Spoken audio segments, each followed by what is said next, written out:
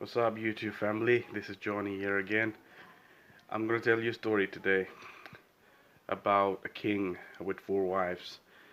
You might have heard of this story before, and if you have heard it, please share it to others.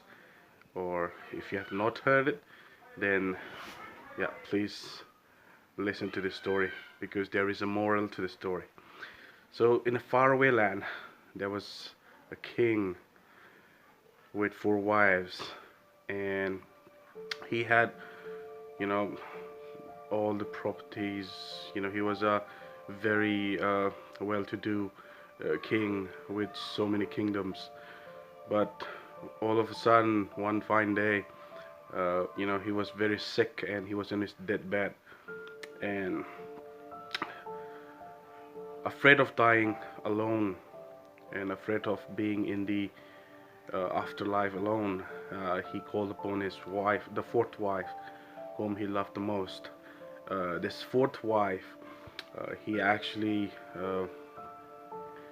bought her elegant clothing, lots of jewelries, and he took care of this fourth wife the most. So he called on his fourth wife and asked, "Would you die with me, and accompany me to the to the afterlife?" And the fourth wife replied, "Sorry, I cannot, die with you," and she ran away. So he felt very disappointed, and then he came up to his third wife, whom he also, took care of this third wife the most. So he called on his third wife and asked the same question, "Would you accompany to the afterlife?" And the third wife also replied, "Sorry, I cannot come with you in the afterlife.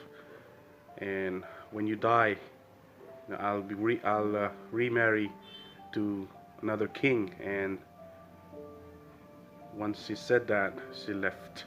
She also left. So the king, again very disappointed, went to the second wife. And the second wife, he asked the same question to the second wife. So, will you accompany me to the afterlife when I die? The second wife replied, "Sorry, I cannot do that because I love my life as well. But what I can do for you is that arrange a funeral for you, and we will be there for you at the funeral."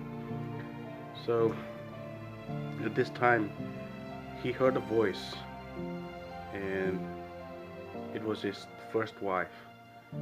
So she said, "I'll accompany you wherever you go, even if you die. So I'll be there wherever, even in the afterlife." After hearing these words from his first wife, he he was very embarrassed and very disappointed because this was the first wife that he took care of the least. So he was very embarrassed and he said, "I'm very sorry, my dear. I should have taken care of you like the rest of my other wives while I was alive." Yeah. So the moral of the story is we all have four wives in our lives. The fourth wife is our body. We like to decorate our body, we like to buy expensive clothing, expensive jewelries, but we cannot accompany our body when we die.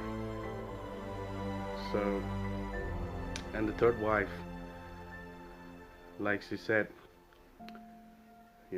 she loves her life and she's gonna remarry.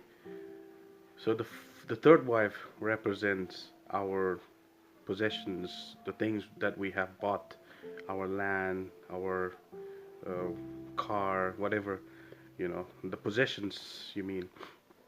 So even if you buy lots of lands or jewelries or car, expensive toys, you cannot carry all of them when you die.